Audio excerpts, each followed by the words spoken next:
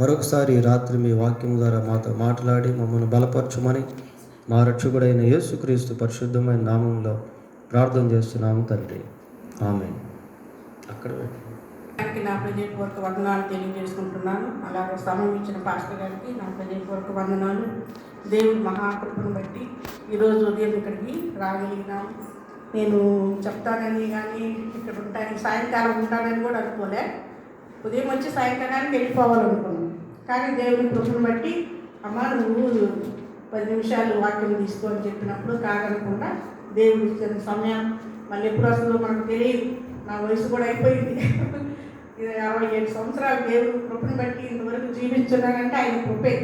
దేవుని మహా కృపను బట్టి మరి ఈ సమయం ఇచ్చినందుకు వందనాలు. దేవుని వాక్యంలో నుండి ఫిలిప్పీలకు రాసిన పత్రిక 2వ అధ్యాయము 5వ వచనం నుండి 10వ వచనం వరకు చదువుకున్నాం.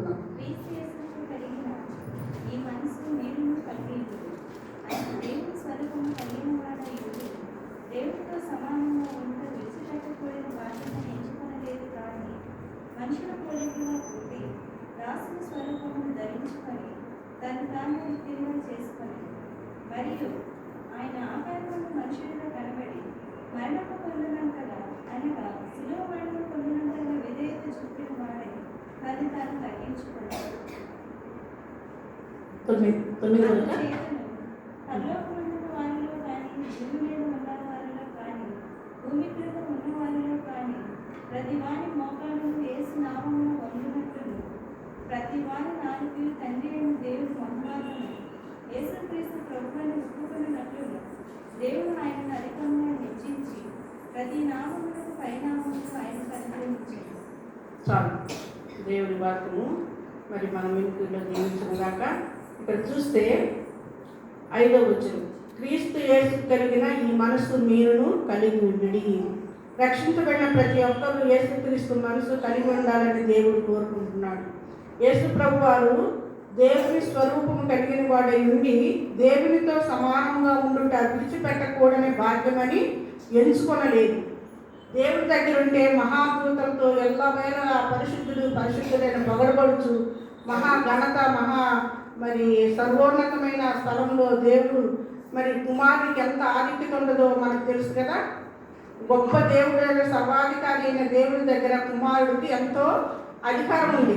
అక్కడ ఉండి కూడా మన పాపులమైన మనందరి కొరకు ఈ భూలోకానికి రావడానికి దేవునికి ఇష్టమైంది.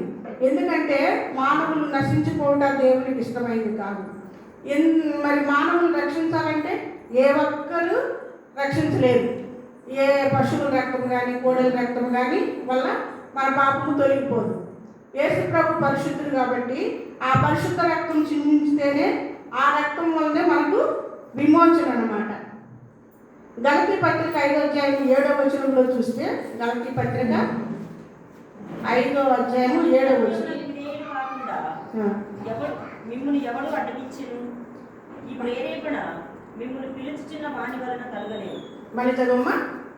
సత్యమునకు విధేయులు కాకుండా మిమ్మల్ని ఎవడు అడ్డగించెను? చాలా సత్యమునకు విధేయులు కాకుండా ఎవడు మిమ్మల్ని అడ్డగించెను? సత్యం అనగా ఎవరు? యేసు ప్రభు వారు. యోహాను సువార్త 14వ అధ్యాయం 6వ వచనములో నేనే మార్గమును సత్యమును జీవమునై ఉన్నాను. యేసు ప్రభువే సత్యం. అయితే ఈ సత్యమైన యేసు ప్రభువును అనుసరించకుండా మిమ్మల్ని ఎవరు అడ్డగించను? ఎవరు అడ్డగిస్తున్నారు? మన మనోనేత్రాలకి గుడ్డితనం కలుగు చేసిన సాతానుడు దేవుని మార్గంలో మనం నడవకుండా అడ్డగిస్తున్నాడు. అడ్డగించినప్పుడు మనం అది తెలుసుకోలేక దేవునికి ఇష్టమైన మార్గం విడిచిపెట్టి సాతానికి ఇష్టమైన మార్గంలో వెళ్ళిపోతున్నాం అన్నమాట.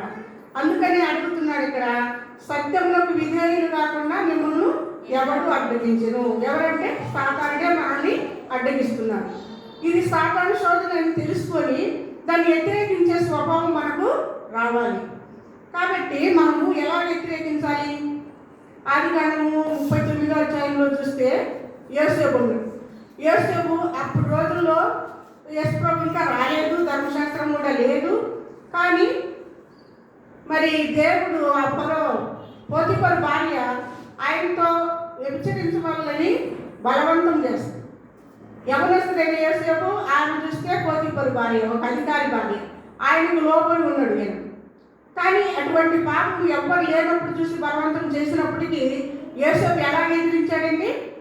నా దేవుని ఎదుట ఇంత ఘోరమైన పాపం నేను ఎలా చేస్తాను, ఎలా చేయగలను అని ఆమె చేతుల నుండి పారిపోయి బయటికి, ఆ పాపం నుండి బయటికి పారిపోయింది కాబట్టి ఆయన సెరసల్లో వేయబడ్డాడు. తర్వాత మళ్ళీ ఆ స్త్రీయే ఆమె నేను అబద్ధాలు చెప్పి సెరసాల్లో వేసింది.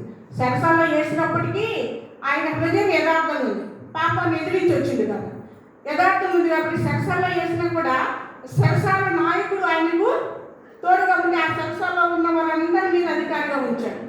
అంత యథార్థవంతుడు, ఎంత నీతిమంతుడు యోసేపు, యవనస్తుడు. మళ్ళీ అయినా ఈ పాపం చేస్తే దేవుడు చూస్తున్నాడు అనే భయము ఆయనకి ఉంది. మనం కూడా ఎక్కడైనా ఏం చేస్తున్నా దేవుడు నన్ను చూస్తున్నాడన్న భయం మనలో ఉంటే అటువంటి పాపాల జోలికి ఎలా పారిపోతాం దూరంగా. అమ్మో దేవుడు చూస్తున్నాడు, ఇంత ఘోరమైన పాపం నేను ఎలాగ చేయాలని. పాపం చేసే ప్రతి ఒక్కరు భయపడాలి దేవునికి. ఎవరు మనుషులు చూడకపోయినా దేవుడు చూస్తున్నాడు. ఒక Sunday school teacher Sunday school పిల్లలందరికీ అరటిపండు చేతిలో పెట్టి ఎవ్వరు చూడకుండా తినమని చెప్తుంది. అయితే అందరు పిల్లలు ఆ చాటుకు పోయి ఈ చాటుకు పోయి ఎవరు చూడకుండా తినేస్తారు. ఒక్క బాబు మాత్రం ఆ అరటిపండు తినలేదు. ఎందుకు బాబు నువ్వు తినలేదని ఆ టీచర్ అడిగితే, టీచర్ నేను ఎక్కడికి పోయినా దేవుడు నన్ను చూస్తున్నాడు, నేను ఎక్కడికి పోయి తినాలన్నా దేవుడు నన్ను చూస్తున్నాడు. యోసేపు లాంటి మనసు ఆ బిడ్డ దగ్గర ఉంది కాబట్టి ఎక్కడికి పోయినా నేను దేవుడు చూస్తున్నాడు కాబట్టి ఈ పండు నేను తినలేకపోయినాను. అటువంటి ప్రత్యము మనకు కావాలి. క్రియల ద్వారా, చూపుల ద్వారా, ఆలోచన ద్వారా, మన నడవడి ద్వారా సమస్తం ఎంత పరిశుద్ధంగా ఉండాలంటే యేసుక్రీస్తుకి ఎంత మంచి మనసు. యేసు ప్రభువు అంత గొప్ప దేవుడై ఉండి ఒక దాసుడుగా వచ్చింది. ఏమి చేస్తున్నా నోరు తెరవాలి. సిలువ వేస్తున్నప్పుడు కూడా గట్టం పెరుగుతున్నా, ఉమ్మి వేస్తున్నా, పడాదప్పలు కొడుతున్నా, వీపు అప్పగించాడు కదా, నన్ను ఎందుకు కొడుతున్నారు, నేను ఏ తప్పు చేసినా నన్ను కొట్టొద్దు అన్న మాట కూడా అనలేదు. ఏమి చేస్తున్నా గొర్రె వల్లే తలకాయ ఉంచుకున్నాడు. అలాగే క్రీస్తు బోళ్ళు మనము, యేసుక్రీస్తు నమ్ముకున్న మనము మరి కష్టం వచ్చినా శోధన వచ్చినా అలాగే సహించుకొని, వహించుకొని, ఓర్చుకొని మనము కూడా తగ్గించుకొని విధేయత, దేవుడు ఎలాగ విధేయత చూపించిందంటే మనలో కూడా ఆ తగ్గింపు ఉండాలి. ఒక రైల్వే స్టేషన్లో ఒక పనులు అమ్ముకునే ఆయన అడావిడిగా పనులు అమ్ముకుంటుంటే ఒక వ్యక్తి ఆయన ఎదురు తగిలినప్పుడు ఆ పనిలో ఏదో పలహారం అంతా కింద పడిపోతుంది. పాపం కింద పడిపోయినప్పుడు అడావిడిగా అయ్యో పడిపోయింది, నా పొరపాటు అయిందని అన్నీ ఏది ఆ ప్లేట్లో పెట్టి, సారీ బాబు చూసుకోకుండా తగిలినానంటే, అయ్యా మీరు క్రైస్తవులా అని అడిగింది. ఎందుకు వచ్చింది అది? ఈయన సారీ చెప్పిండు, ప్రభు మళ్ళీ అవన్నీ ఏది ప్లేట్లో పెట్టి నన్ను క్షమించయ్య చూడక తగిలినాను. అటువంటి క్రియలు చేసినప్పుడు మీరు క్రైస్తవులా అంటారు. ఎందుకంటే యేసు ప్రభు కూడా అటువంటి క్రియలు చేసినాడు కనుక. ఇంకా చూస్తే గలతీ పత్రిక 2వ అధ్యాయము 20వ వచనం. నేను క్రీస్తుతో కూడా సిలువ వేయబడినాను. ఇకను జీవించువాడును నేను కాదు, క్రీస్తే నా యందు జీవించుచున్నాడు. చాలు. పౌలు భక్తుల సంగతి మనకు అందరికీ తెలుసు. పౌలు మారక ముందు సౌలుగా ఉన్నప్పుడు ఎంతో క్రైస్తవులు హింసించి, నిందించి, కొరడాలతో పెట్టేసి ఎంతో హింస చేస్తున్నాడు. అంత హింస చేస్తున్నా దమస్కు మార్గానికి వెళ్ళే మార్గంలో యేసు ప్రభు దర్శనమిచ్చి, సౌలా నన్ను నేల హింసిస్తున్నావు అని అంటే సౌలు ఏమంటాడు? పౌలా, ప్రభువా నీవెవరు అని అడిగినప్పుడు నీవు హింసిస్తున్న యేసును. అప్పుడు యేసు ప్రభు భూలోకంలో ఉన్నాడా హింసించడానికి? క్రైస్తవుల్ని, ఆయన నమ్ముకున్న బిడ్డల్ని హింసించినప్పుడు నువ్వు నా బిడ్డల్ని హింసిస్తున్నావే, నన్ను హింసించినట్టు. కాబట్టి ఇక నువ్వు అట్లా వద్దు, అన్ని జనులకు నిన్ను మాదిరిగా ఉంచుతానని చెప్పేసి అటువంటి సౌలు పౌలుగా మార్చబడినప్పుడు ఎంత గొప్ప కార్యాలు చేసిందంటే ఈ లోకంలో ఎన్నో పత్రికలు పాత నిబంధన గ్రంథంలో ఎన్నో పత్రికలు రాసినాడు పౌలు భక్తుడు. ఆయన జీవిత చరిత్ర అనుకుంటే అందుకే ఆయన అంటాడు కొరింథీ పత్రిక 11వ అధ్యాయంలో 11 అధ్యాయం, నేను క్రీస్తుని పోలి నడుచుకున్నట్లు మీరు నన్ను పోలైనా నడుచుకోండి. మానవులకి అసాధ్యం, మనుషులకు అసాధ్యం. ప్రొద్దున లేచిన కాడి నుంచి ప్రతి భూకెంత వరకు అయితే నేనంతసేపు పరిశుద్ధంగా ఉండాలి, దేవుడికి లోపల ఉండాలి, దేవుని ఆజ్ఞ ప్రకారంగా జీవించాలని అనుకుంటాం. బయటికి వెళ్ళంగానే సాతానుడు ఏదేదో పెట్టేస్తాడు మనసు. చేయాలని. మరి పౌరు భక్తుడు ఎలా మారుతున్నాడు? ఆయన ఏమంటున్నాడు? క్రీస్తు యేసు శిలువ నేను తప్ప దేని ఎందు నేను అసహించను అలాగ అన్నాడు. ఆ సౌలు పౌలుగా మారిన తర్వాత ఆయన ఎంత విధేయత, ఎంత ప్రేమ, ఎంత ఐక్యత, అప్పుడైతే అంత హింసించిందా ఆ ప్రేమను ఎంత పంచిపెట్టినాడంటే పౌలు ఆ ప్రేమ మంచి అంటున్నాడు, నేను క్రీస్తుని పోలి నడుచుకున్నట్టుగా మీరు నన్ను పోలి నడుచుకోండి. ఆయన మంచి పనులు చేసినాడు కాబట్టి నన్ను పోలి నడుచుకోమంటాడు. మనం చూసి మన పిల్లలు కానీ మన ఇరుగు పొరుగు వాళ్ళు కానీ ఏమి నేర్చుకోవాలి? ఫలిష్తీ పత్రిక 2వ అధ్యాయము 3వ వచనం.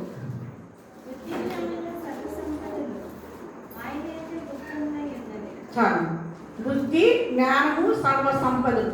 మనం దేనికోసము పరుగులు లేకుంటున్నామంటే సంపాదించాలి. చదువుకుంటున్నారు దేనికోసం? బుద్ధి, జ్ఞానం. మంచి చదువు చదివితే మంచి ఉద్యోగం వస్తుంది, మంచి శాలరీ వస్తుంది, మంచి సుఖంగా బ్రతకొచ్చింది. అదే బుద్ధి ఆయన దగ్గరే ఉంది, జ్ఞానం ఆయన దగ్గరే ఉంది, సర్వ సంపదలు కూడా ఆయన దగ్గరే ఉంది. సర్వ సంపదలు సంపాదించుకున్నప్పుడు మనుషులకి గర్వం వచ్చేస్తుంది, ఈజీగా ఆటోమేటిక్గా గర్వం వచ్చేస్తుంది. మరి ఏమి లేనప్పుడు తగ్గింపు ఉంటుంది, కొంచెం దీన మనసు ఉంటుంది. ఎప్పుడైతే డబ్బు కానీ అధికారం కానీ హోదా కానీ మరి ఉన్నప్పుడు గర్వం ఆటోమేటిక్గా హృదయంలోకి వస్తుంది. ప్రభు వారికి అక్కడ లేదు గర్వం. యేసుక్రీస్తు కలిగిన ఈ మనసు మీరు కలిగి ఉండి, ఆ మనసు మనం కలిగి ఉంటే ఈ లోకంలో మనకు దేవుడు సహాయం చేస్తాడు. ఆయన దగ్గర కూడా మనము వెళ్ళి ఆయన దగ్గర ఉండడానికి దేవుడు కృపణిస్తాడు అనమాట. 5వ వచనం కూడా చదువుతాం.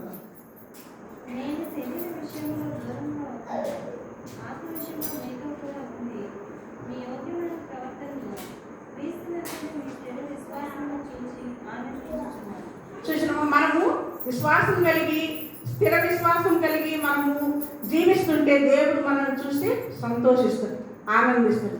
యోహాను పత్రికలో కూడా ఒక మాట ఉంది. నా ప్రియులు 3వ పత్రిక, యోహాను రాసిన పత్రికలో 3వ పత్రిక, నా పిల్లలు సత్యం అనుసరించి జీవించుతున్నారని దీనికంటే అంతకైనా ఎక్కువ సంతోషము నాకు లేదు అని ఉంటుంది. 3వ పత్రిక.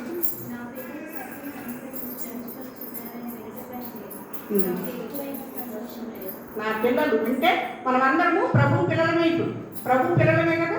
కాబట్టి దేవుడు మనల్ని చూసి సంతోషించడానికి మనము ఆయన పోలి నడుచుకోవాలండి. ప్రతి విషయం, మాటలలో కానీ, క్రియల్లో కానీ, తర్వాత మన బ్రతుకులో కానీ, మన సాక్ష్యంలో కానీ, మరి అన్నిట్లో కూడా మనం ఆయన పిల్లలుగా మనం జీవించాలి. ఆయన పిల్లలుగా జీవించినప్పుడు ఆయన ఎంతో సంతోషిస్తాడు. ఒక తల్లికి 4 పిల్లలు ఉంటే 4 ఒకేలాగా ఉంటారా? ఉండదు. ఒక్కడైనా దారి తప్పుతుంది. ఎంత బాగా పెంచాలనుకున్నా కూడా ఒక్కడైనా దారి తప్పుతుంది. ఆ ముగ్గురు మంచి క్రియలో, మంచి ప్రవర్తనలో ఉంటే వాడిని బట్టి సంతోషించము. కానీ ఆ ఒక్కడు చచ్చిపోయిన వాడి గురించి ఎంత దిగులు, ఎంత వేదన, ఎంత దుఃఖము, అది ఎప్పుడెప్పుడు బాగుపడాలని తల్లిదండ్రులు చూస్తుంటారు. అలాగే దేవుడు కూడా యెషయా-గ్రంథంలో ఒక మాట ఉంటుంది, విననొల్లని వారి వైపు దినమంతా నా చేతులు దాచున్నానంటారు. నువ్వు వినినా వినకపోయినా, పెడచెవిని పెట్టినా, దేవుడి యొద్దకు రాకపోయినా, ఈ రోజన్నా నా బిడ్డ నా కాడికి వస్తుందేమో, ఈ రోజన్నా నా బిడ్డ నా సన్నిధికి వస్తుందేమో, నాకు మొరపెడతడేమో, నాకు ప్రార్థన చేస్తదేమో, నా వాక్యం చదువుతుందేమో, శ్రద్ధగా వింటడేమో అని చెప్పేసి విననొల్లని వారి దేవుడు అంత శ్రద్ధగా ఎదుగుతుంటే చేతులు దాచి వినేవారి వైపు ఆయన మొరపెట్టి, ఆయనకి ఇష్టమైన వారు మొరపెడుతుండగా చెవికి ఆలకిస్తారంటున్నారు. మన తండ్రి మన మాట ఆలకించి మనకు జవాబిస్తే అంతకన్నా గొప్ప ఏముంటుంది? ప్రతిదీ మనం మొరపెట్టాలి, మనం ప్రార్థన చేయాలి. మన తల్లిని, మన తండ్రిని ఏది కొరువైతే అడుగుతామో అలాగే మన దేవుడిని కూడా అడిగినప్పుడు మన మొర ఆలకించి మనకు సహాయం చేసినప్పుడు ఎంత సంతోషము, ఎంత ఆనందంగా ఉంటుందండి. మొదటి దశలోని పత్రిక 5వ అధ్యాయము 9వ వచనం చదువుతుంది. ఎందుకనగా మన ప్రభువైన యేసుక్రీస్తు ద్వారా రక్షణ పొందుటకే దేవుడు మనలను నియమించను గాని ఉగ్రత పాలవుటకు నియమింపలేదు. చాలు. దేవుడు మనల్ని రక్షణ పొందుడికే పిలిచిన కానీ ఉగ్రత పాలవుటకు పిలువలేదంట. మనమందరం ఆయన బిడ్డలమని ఎలా తెలుస్తుందండి? ఒక్కసారైనా 2 సార్లైనా వాక్యం వింటే ఆ దేవుడు నాకు కావాలి, నా పాపాలు క్షమిస్తాడు అని ఆయన అంగీకరిస్తే, యోహాను సువార్త 1:12 ప్రకారంగా ఆయన వాక్యాన్ని అంగీకరించి ఆయనే నా దేవుడు, నా పాపం కొరకు ఆయన చనిపోయిన పొందినాడు, ఆయన శ్రమను పొందినాడు, రక్తం కార్చినాడు, ప్రాణం పెట్టినాడు. ఇటువంటి దేవుడు నాకు కావాలని మనం కోరుకున్నప్పుడు ఆయన బిడ్డలు అయిపోతాం. ఆయన బిడ్డలు అయినప్పుడు మనకు ఆ స్వతంత్రము వస్తుందన్నమాట. అలాగే జీవించాలని దేవుడు కోరుకుంటున్నాడు. ఇంకా చూస్తే 9వ వచనం చూడు, తెస్సలోనిక 5:9. ఎందుకనగా మన ప్రభువైన యేసుక్రీస్తు ద్వారా రక్షణ పొందుటకే దేవుడు మనల్ని నియమించెను. దాని ఉగ్రత పాలవుటకు నియమించలేదు. నశించిపోయే ఆత్మలు ఉగ్రత పాలవుతారు. రక్షించబడిన వారికి దేవుని రాజ్యం. అందుకని మనల్ని రక్షణ పొందుటకే పిలిచిండు, బాగుపడటానికే పిలిచి తన రాజ్యంలో ఉంచుకోవటానికే పిలిచిండు, కానీ ఉగ్రత పాలవటానికి పిలవలేదు. సంఘంలో వచ్చిన 100 మంది అయినా, 200 మంది అయినా, 1000 మంది అయినా వచ్చిన ప్రతి ఒక్కరు రక్షించబడాలని దేవుని కోరిక. వాళ్ళలో ఎవరన్నా ఒకరు తప్పిపోతారేమోనని వినడంలోనే వారి వైపు కూడా దినమంతా నా చేతులు చేస్తున్నాను. ఒకవేళ జారిపోయిన వారు, పడిపోయిన వారు తిరిగి మళ్ళీ రావాలని వాళ్ళు ఎన్నెన్నో చిన్న చిన్న అంటే బెత్తం వాడి ఒక శిక్ష పెట్టి శిక్షని మేట పెట్టి కూడా దేవుడు తన వైపు తిప్పుకుంటాడు. అందుకే కీర్తనలో నీతిమంతుడు 7 సార్లు పడిపోయినా తిరిగి లేస్తాడు. 5 సార్లు పడినా, 6 సార్లు పడినా, 7వ సారి పడినప్పుడు గుర్తుకొస్తుంది అనమాట. అయ్యా, నేను దేవుళ్ళు ఎన్నిసార్లు పడిపోతున్నా, ఎన్నిసార్లు జారిపోతున్నా, అయ్యో దేవుడు నా గురించి ఏడుస్తున్నాడే, దేవుడు నా గురించి బాధపడుతున్నాడే, ఇప్పుడన్నా స్థిరంగా ఉండాలని చెప్పి మళ్ళీ దేవుడి దగ్గరకు వస్తాం. అలాగా ఒకసారి నీతిమంతుడుగా దేవుని ద్వారా నీతిమంతుడుగా తీర్చబడిన మనము 7 సార్లు పడినా తిరిగి లేస్తాడు. మానవ మాత్రం కదా, బలహీనమే, ఒట్టివారమే, మట్టివారమే అయినను మనస్వరూపం దాచుకొని దేవుడు ఈ లోకానికి రిక్తుడుగా, ఏమి లేనివాడుగా, దాసుడుగా ఈ లోకానికి వచ్చినాడు. దాసుడుగా ఉండాలంటే ఎంత కష్టమో, అసలు ఒకరి కింద పనిచేయాలంటే ఎంత కష్టమో. దేవాతి దేవుడుగా ఉండి పరమాకాశం తండ్రి దగ్గర అంత హోదా, అంత దేవదూతల అనుభవము, సంతోషము, సమాధానము అవన్నీ వదిలిపెట్టి లోకంలోకి ఎట్టొచ్చిండు దాసుడిగా, దరిద్రుడుగా, మరి ఏమి లేనివాడుగా, మరి రిక్తుడుగా, అంటే కూడా ఏమి లేని ఉట్టి చేతులతో వచ్చినట్టుగా ఇంతగా తగ్గించుకొని దేవుడు వచ్చినాడంటే మనలో ఉందా తగ్గించి? అన్ని విషయాల్లో మనం తగ్గించుకుంటున్నామా, హెచ్చించుకుంటున్నామా? హృదయంలో హెచ్చుకొని ఉంటే మాటల్లో తెలిసిపోదు, అది గొప్ప ఇది గొప్ప అని చెప్పుకోండి. కొందరు రథాలను బట్టి, గుర్రములను బట్టి అతిశయపడదు. మనమైతే మన దేవుడైన యెహోవా నామమును బట్టి అతిశయపడదు.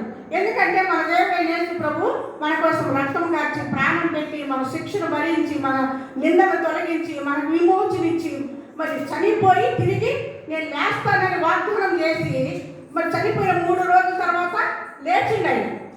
మనకు విశ్వాసం కలుగటానికి ఆయన లేచిన రీతిగా మనం కూడా లేపుటకు శక్తిమంతుడు, బలవంతుడు. అటువంటి నమ్మకం, అటువంటి విశ్వాసము మనకు కలగాలని దేవుడు తన పిల్లల్ని కంటికి రెప్పవలే కాపాడుతూ ఉన్నాడు అనమాట. అలాగే చూస్తే అగ్నిగుండం లేచిన శద్రకు, మేషకు, అబేద్నెగోలు రాజునే ఎదిరించారండి.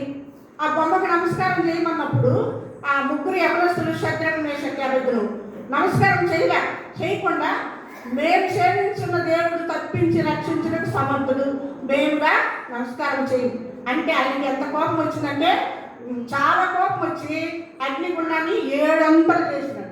7 అంతలు చేసి బలిష్టమైన మనుషులను పిలిపించి వీళ్ళను వస్త్రాలు తీయకుండా కాళ్ళు చేతులు కట్టేసి అగ్నిలో విసిరివేస్తే 3 యవనస్తులు దేవుని కొరకు నిలబడినప్పుడు తానే తన దూతను పంపించి 4వ వాడిగా అగ్నిలో తిరుగుతున్నారు.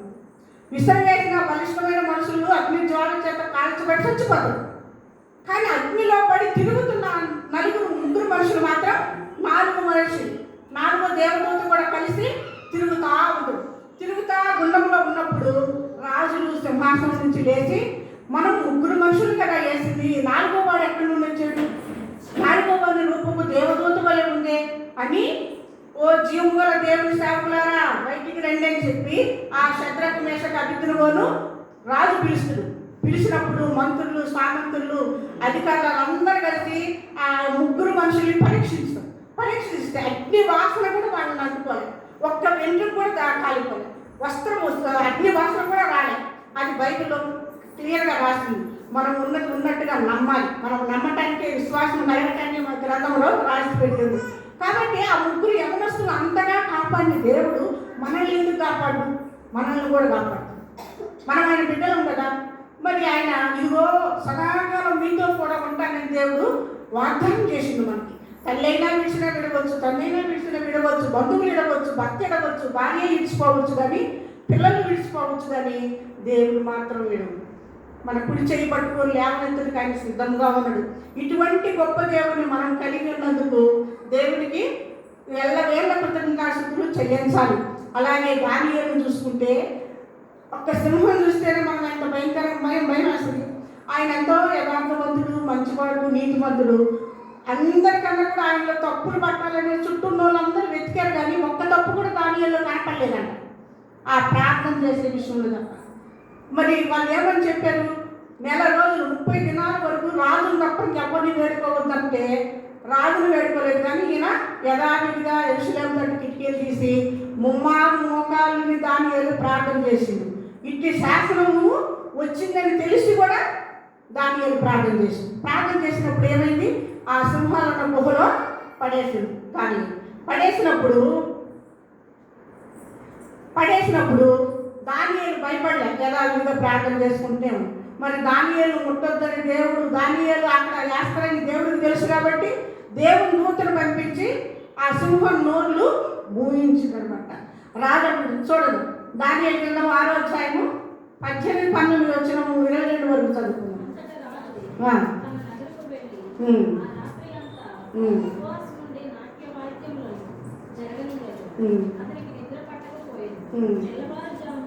రాజు వేగరమే లేచి సింహంలో గుహ దగ్గరకు త్వరపడిపోయి అతడు గుహ దగ్గరకు రాగానే గొప్ప స్వరంతో దానియేలును పిలిచి, జీవము గల దేవుని సేవకుడైన దానియేలు, నిత్యము సేవించుచున్న నీ దేవుడు నిన్ను రక్షింపగలిగిన అని అతన్ని అడిగాడు. అందుకు దానియేలు, రాజు చిరకాలము జీవించిన కాక నేను నా దేవుని దృష్టికి నిర్దోషంగా కనబడుతున్న కనుక ఆయన తన కూతలంపించి సింహములు నాకు ఏ హాని చేయకుండా వాటి నోళ్ళు మూయించింది. చాలు. ఇక్కడ చూస్తే ఎంత ఆశ్చర్య వాక్యం చదువుతుంటేనే గగ్గరించిపోతుంది. సింహాల మధ్యలో, సింహాల గుహలో ఒక మనిషిని పడేస్తే సింహాలు ముట్టకుండా తినకుండా ఉంటాయా? ఉండవు కదా, ఉండవు. కానీ ఇంత పరిశుద్ధుడు, ఇంత నీతిమంతుడైన దానియేలు సింహం గుహలో వేస్తారని సంగతి తెలిసి కూడా యథావిధిగా ప్రార్థన చేసినప్పటికీ పట్టకపోయి ఆ సింహాల గుహలో పడేస్తుంది. రాజు ఏమో దానియేలు విషయంలో పాపం తప్పించాలని ఎంతో ప్రయత్నం చేస్తుంది, కానీ రాజు ముద్రకు ఉంగరం వేసి ముద్రించింది కాబట్టి అది మార్చలేకపోయింది. సరేనని వేసిండు. దానియేలును సింహం గుహలో వేసినారు, కానీ రాజుకు మాత్రము నిద్ర పట్టలేదు. దానియేలు హాయిగా నిద్రపోయింది, ఆ సింహాలే తలకిందుగా పండుకొని నిద్రపోయింది, కానీ రాజుకు మాత్రం నిద్ర పట్టలేదు. అయ్యో నీతిమంతుడు, ఆయనలో ఏ తప్పు లేదు, అయినా వీళ్ళందరూ సాడీలు చెప్పి సింహం గుహలో వేసినారు, ఇంకేడ దానియేలు బ్రతుకుతాడు, ఇంకేడ కనపడతాడు మనుషులు అంటే ఒక్కొక్క సింహానికి ఒక్కొక్క ముక్క ఇరిగిపోయి ఉంటే ఎముకలతో కూడా ఆయనకు నిద్ర పట్టలే. పాపం అల్లాడిపోతుంది రాజు. కానీ ఏకోజాములు వేసి రాజు నడుచుకుంటా వచ్చి గుహ దగ్గరికి ఏమని మాట్లాడుతుండు? జీవము గల దేవుని సేవకుడైన దానియేలు, నీవు నిత్యము సేవించుతున్న దేవుడు రక్షించగలిగినా అని ఎట్ట ప్రశ్న వేసిండు సుషమా. మన దేవుడు జీవము గల దేవుడు, నిత్యము సేవించేవాడిని ఈ విధంగా రక్షిస్తాడని రాజు తెలుసుకున్నాడు. ఆ గుహలో నుండి ఇంకా జవాబు వస్తుందో రాదని ఎదురు చూస్తున్నాడు రాజు. చచ్చిపోయి ఉంటాడు కదా, నాయననే మాట ఎక్కడ వినపడద్ది దానియేలుకి అనుకుని ఈ మాట అనగానే గుహలో నుంచి ఏం సమాధానం ఇస్తుంది? రాజా, నేను క్షేమంగా ఉన్నాను, నీ దృష్టికి నేను ఏ తప్పిదం చేయలేను కదా, నేను నా దేవుని దృష్టికి నిర్దోషినిగా కనబడింది కనుక తన దూతను పంపించి సింహం నోళ్ళు మూయించను అన్నప్పుడు ఎగిరి గంతేసి రాజు దానియేలు పైకి తీయండి బ్రతుకున్నాడని చెప్పేసి పైకి తీపిచ్చి, ఆ తర్వాత మీరు చదువుకోండి, పైకి తీపించిన తర్వాత ఎవరెవరైతే ఆ దానియేలు మీద సాడీలు చెప్పి ఆ సింహం గోల్లో వేయించారో వాళ్ళను, వాళ్ళ భార్యలను, వాళ్ళ కొడుకులను కూడా ఆ సింహం గోళ్ళు వేయించినప్పుడు ఎముకలతో సహితము పొడి చేసి నవిలి తినేసి, ఒక్క దానియేలు తినడానికి ఎంత ఆకలి పోయి ఉంటే అయినా ముట్టుకోవాలి. ఎందుకు? దేవుని ఆజ్ఞ లేదు, దేవుని దూతను పంపించినాడు. అయితే దానియేలు మీద సాడీలు చెప్పిన వాళ్ళను, వాళ్ళ భార్యలను, వాళ్ళ కొడుకులను కూడా ఆ గుహలో వేసినప్పుడు వాళ్ళు గుహకు పడకముందే ఎముకలతో సైతం పొడి చేసి తినేసింది. మరి అక్కడ దానియేలు ఎంత ఆశ్చర్యరీతి కాపాడింది, రాజు ఎంత బాధపడ్డాడు, ఇంత మంచి పని ఎలా సింహంలో వేసినాడు. మనం కూడా దేవుని దృష్టిలో ఎంత మంచిగా, ఎంత యథార్థంగా, ఎంత నమ్మకంగా జీవించినప్పుడు మనం చూస్తున్నది దేవుడు చూస్తున్నాడు. కాబట్టి ఇటువంటి ఆపద వచ్చినప్పుడు ఆయన బిడ్డలకి ఆయన తప్పించుటకు సమర్థుడు, ప్రాణాపాయాలు కాపాడుటకు సమర్థుడు. మరణం తప్పించగా యెహోవా వశము. మరణాపాయాలు వచ్చినా కూడా దేవుడు తప్పించడానికి సమర్థుడు. ఎందుకంటే సర్వశక్తి గల దేవుడు. దేవుడి ప్రేమ ఎంత గొప్పదంటే అంత ప్రేమతో మనల్ని ప్రేమిస్తున్నాడు. ఆయన ప్రేమ ఎంత గొప్పదంటే సముద్రమంతా భూలోకమంతా విశాలమైంది, సముద్రమంతా లోతైనది, ఆకాశమంతా ఎత్తైనది. ఇక కొలవటానికి ఏ కొలతలు లేవండి. అంత గొప్ప ప్రేమతో దేవుడు మనల్ని ప్రేమించినాడు. తన ప్రాణాన్ని మన కొరకు దానం చేసినాడు, తన రక్తాన్ని అంతా చిందించినాడు. ఇంతగా మన కొరకు శ్రమపడుతుంటే ఆ శిలువ మోసేటప్పుడు అయ్యో అయ్యో అని చెప్పి మరి మేలు పొందిన వాళ్ళు, స్వస్థత పొందిన వాళ్ళు ఏడుస్తుంటే అమ్మా నా కొరకు ఏడవచ్చు, మీ కొరకు మీ పిల్లల కొరకు ఏడవండి అని చెప్పేసి ప్రభు చెప్తాడు. నేను ఎట్లా మీ కొరకు ప్రాణం పెట్టడానికి వచ్చినా తిరిగి నేను లేస్తా, కానీ మీరు మీ పిల్లలు మీ యొక్క కుటుంబీకులు నశించిపోతున్నారు, వాళ్ళ కొరకు ప్రలాపించండి, వాళ్ళ కొరకు రొమ్ము కొట్టుకోనండి, వాళ్ళ గురించి మీరు ఏడ్చి ప్రార్థన చేస్తే నేను వాళ్ళని రక్షించుకుంటాను అని చెప్పేసి మనల్ని ఏడవమంటుంది. తల్లికి ఈ వార్త తెలిసినప్పటికీ పుట్టినప్పుడే సుమియోను ప్రవక్త చెప్తాడు, అమ్మా నీ హృదయంలో ఒక ఖడ్గం దూసుకొని పోతుంది. ఏంటి ఆ ఖడ్గం అంటే యేసు ప్రభువాన్ని ఇట్లా సిలువకు అప్పగించి మనందరి కొరకు ఇట్లా చిత్రహింస చేసి ఇంత ఇదిగా చంపేస్తారన్న సంగతి ముందే తల్లికి తెలుసు. కాబట్టి ఆ దూత సుమియోను ప్రవక్త చెప్పింది కాబట్టి ఆమె అప్పటి నుంచి తలపోసుకుంటూ ప్రార్థన చేసుకుంటూ ఎంతో ఓర్పుతూ ఎంతో సహనంతో మరి ఆమె ఓర్చుకొని కళ్ళ ఎదురు తన కొడుకుని చంపుతున్నా కూడా అంత గుండె నిబ్రం చేసుకొని ఓర్చుకొని ఉంది. మనము మన పిల్లల కొరకు మన కుటుంబాల కొరకు ఏడవలసిన వారమై ఉంది. దేవుడు అంత గొప్ప శ్రమలు ఆ శిక్ష పడకుండా ఉంటే మనకు రక్షణ లేదు. అంటే ఆయన పుట్టేటప్పుడే నీకు తెలిసింది రక్షణ నశించిన దాన్ని వెనక్కి రక్షించడానికి యేసు ప్రభు వచ్చింది. ఆ రక్షకుడు రాకపోతే మనకు రక్షణ లేదు. పాపంలో చనిపోతే పరలోకం వెళ్ళలేము. ఇప్పటికైనా ఎంత అవకాశం ఇచ్చినాడంటే దేవుడు మన జీవిత కాలంలో ఆయన అంగీకరించి ఆయన బిడ్డగా జీవించడానికి పరిశుద్ధంగా పవిత్రంగా జీవించాలని దేవుడు కోరుకుంటాడు. దేవుడు ఏమంటున్నాడంటే పరిశుద్ధులుగా ఉండటకు మిమ్మల్ని పిలిచినాడు కానీ అపిత్రులుగా ఉండటకు మిమ్మల్ని పిలవలేదు. తన ఘటాన్ని ఎట్లా కాపాడుకోవాలో అది ఎరిగి ఉండుట దేవుడి చిత్తం. ఘటం అనగా మనమే. మన ఘటాన్ని మనం ఎట్లా కాపాడుకోవాలో అది ఎరగటమే దేవుని చిత్తం. మనం ఎందుకు వాక్యాలు వింటున్నాం, ఎందుకు ప్రార్థన చేస్తున్నామంటే మనం ఈ వాక్యం ద్వారా ఎట్లా అనుసరించాలి, ఎట్లా లోపడాలి, ఎట్లా జీవించాలి, అది ప్రతిరోజు ప్రతి వారం మనం విని వాక్యం ద్వారా బలపరచబడి ప్రార్థన చేసుకొని మనం సరిచేసుకోవాలని దేవుడు కోరుతున్నాడు. ముఖ్యంగా ఇంకొక మాట చెప్పాలని నాకు చాలా ఇష్టం. కుడివైపున ఉన్న దొంగ ఎడమవైపున ఉన్న దొంగ రెండవ దొంగ విషయంలో అటువంటి రక్షణ మరి ఎవ్వరికీ దొరకదండి. ఇంకా క్షణాల్లో చనిపోతాడనగా ఆయన తెలుసు, ఈయన పరిశుద్ధుడని తెలుసు, ఆయన మరలా వస్తాడని సంగతి తెలిసి అయ్యా మనం చేసిన పాపాలకి ఈ శిక్ష సరిపోయింది, కానీ ఆయన ఏ తప్పు చేయలేదు. అయ్యా నీ రాజ్యంతో నీవు వచ్చేటప్పుడు నన్ను ఒక్కసారి జ్ఞాపకం చేసుకో అని ఒక్క చిన్న ప్రార్థనే చేసింది. ఆ దొంగ ప్రార్థన ఆలకించి ఆ క్షణంలోనే దేవుడు రక్షించింది. నీవు నాతో కూడా పరదేశంలో ఉంటావు, నాతో పాటు నేను పరలోకానికి తీసుకొని పోతాను. ఎంత గొప్ప రక్షణ! అటువంటి రక్షణ ఎవరికైనా దొరుకుతుందా? బాప్తిసం తీసుకోలేదు, పశ్చాత్తాపడలేదు, పాపాలు ఒప్పుకోలేదు, జీవించలేదు, చచ్చిపోయినాడో లేదో తెలియదు, కానీ ఈయన రక్షకుడని తెలుసు, పరిశుద్ధుడని తెలిసి మరలా వస్తాడు, రాజ్యం ఏస్తాడనే సంగతి తెలిసి ఒక్కసారి నన్ను జ్ఞాపకం చేసుకొని దీన మనసుతో అడిగింది. కాబట్టి ఆయన ఆ ఒకే ఈ పక్కన ఉన్న దొంగకి అదే అంత ఎడమే ఉంది, ఈ పక్కన ఉన్న దొంగకి అదే ఎడమే. అయితే ఆ రెండో దొంగకి ఏమో రక్షణ దొరికింది, ఆ మొదటి దొంగ ఏమో చనిపోయి నరకానికి పోయింది. మనము మరి ఒప్పుకోకపోతే మన పాపం కప్పుకుంటే నరకమే అవుతుంది. తన అతిక్రమం దాచిపెట్టివాడు వర్ధిల్లడు, కానీ వాటిని ఒప్పుకొని విడిచిపెట్టివాడు కనిక్రమను పొందుడు. దేవుని కనిక్రమం, దేవుని ప్రేమ, దేవుని వస్తుంది కాబట్టి దేవుడు అవన్నీ క్షమించాలి. కాబట్టి మనమందరము పాపులమే, రక్షించబడిన పాపులు మనం ఇప్పుడు. ఎందుకంటే ఇంత గొప్ప దేవుడిని మనం కలిగి ఉన్నాం కాబట్టి మనం ధన్యులము. యాజకులైన రాజులైన యాజక సమూహములు మనము చేరినాం. యేసు ప్రభు అంటారు, నాతో కూడా మిమ్మల్ని కూర్చుండబెడుదును అంటాడు. దేవునితో కూడా కూర్చోటానికి మనం ఏ పాటి వారం మనం ఎంత ద్రోహులము, ఎంత పాపులము, ఎంత నీచులము, ఎంత దౌర్భాగ్యులము, ఎన్నిసార్లు గడిపినాం, ఎన్నిసార్లు దుఃఖపెట్టినాం, ఎన్నిసార్లు మోసగించినాం, ఎన్నిసార్లు కంటికి కనబడము, చెవికి వినబడము, ఎన్ని పాపములతో అపరాధములతో చచ్చిన వారమైన మనము దేవుడు ఆయన కృపచేత మనల్ని బ్రతికించినాడు. నువ్వు రక్షించబడితే సరిపోదు, కానీ నీతో పాటు ఇంకొకరు రక్షణలోకి నడిపించాలని దేవుని ఆశ.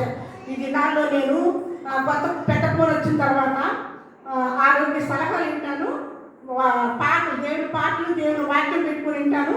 ముఖ్యంగా సాక్ష్యాలు వింటాను. దేవుళ్ళకి ఎంతమంది ఎలా రక్షించబడింది, చనిపోయిన వారు లేచిండు, మరి పూజారులు, మాంత్రిక శక్తులతో ఉన్న వాళ్ళు, సినిమా యాక్టర్లు, మరి అన్ని పెద్ద పెద్ద కులాల్లో వాళ్ళు, నేను ఇట్ట మారు మనిషిన, ఇట్ట దేవుని నమ్ము తెలుసుకున్నా, ఇంత మందిన అసలు మాంత్రికులైతే దేవుణ్ణి నాశనం చేయాలని ఒక ఒంటి కాలం మీద నిలబడి జపం చేసిందండి, దేవుణ్ణి నాశనం చేయాలి. అటువంటి వాడు తెలుసుకొని తిరిగి రక్షణలోకి వచ్చింది. మన దేవుడు ఎంత గొప్ప దేవుడు అంటే ఏంటో పోల్చలేమండి. అంత గొప్ప దేవుడు, అంత ప్రేమమయుడు, అంత కరుణమయుడు. ఇటువంటి దేవుడు మనకు దొరికినందుకు మనము ధన్యులము. దేవుడి వాక్యము దీవించునుగా.